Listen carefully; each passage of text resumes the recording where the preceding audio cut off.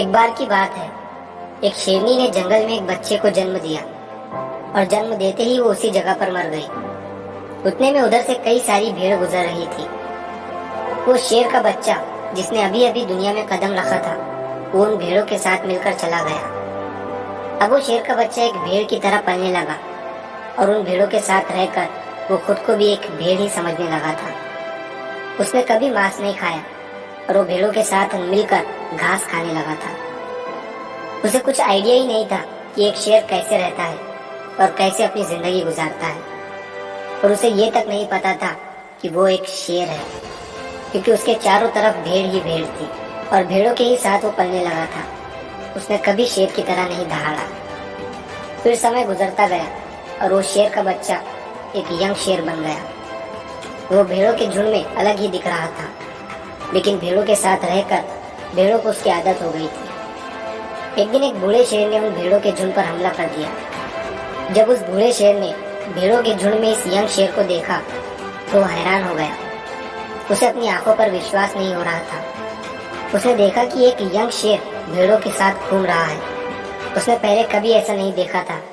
वो ये भूल गया कि वो वहां पर भेड़ों को पकड़ने आया था। उसने सोचा कि वो उस शेर से बात करेगा और पूछेगा कि ये सब क्या हो रहा है।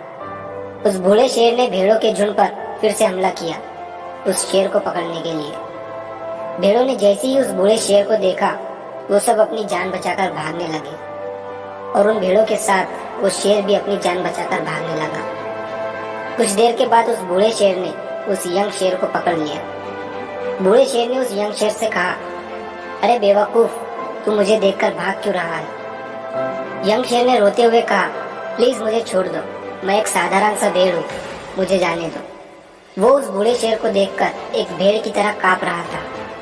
बूढ़ा शेर ये सुनकर हैरान हो गया और वो समझ गया कि यहाँ पर क्या हो रहा था। वो बूढ़ा शेर उस यंग शेर को एक नदी के पास लेकर गया।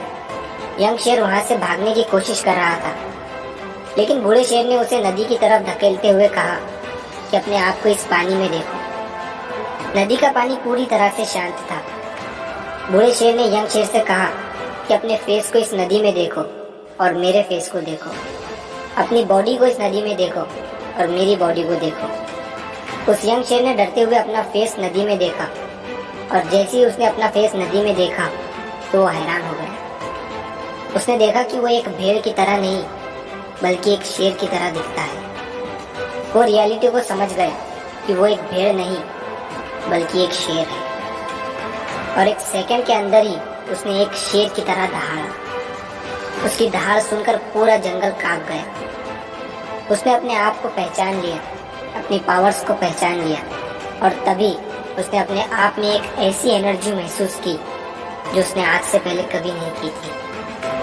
फिर उसने सोचा कि एक भेड़ की तरह जीना रियलिटी नहीं थी, वो सिर्फ एक मेंटली कंसेप्ट था, और अब वो रियलिटी को जान चुका था। इस कहानी से बहुत ही डीप मैसेज निकलकर सामने आता है। अपने अंदर से उस वीकनेस को निकालो जो आपके अंदर झूठ बोल बोल कर बैठा दी गई है। आप भी एक शेर की तरह हो जो भेड़ों के बीच फंस चुके हो। आपके आसपास जितने भी लोग हैं वो आपको ये फील कराते हैं कि आप अपनी लाइफ में कुछ नहीं कर सकते हो, क्योंकि कहीं ना कहीं आप भी उनके साथ रह रहकर उनकी ही तरह बनने की कोशिश करते हो। आपको इस भीड़ से अलग खड़े रहना है और अपनी पोटेंशियल, अपनी पावर्स, अपनी एबिलिटी को पहचानना है।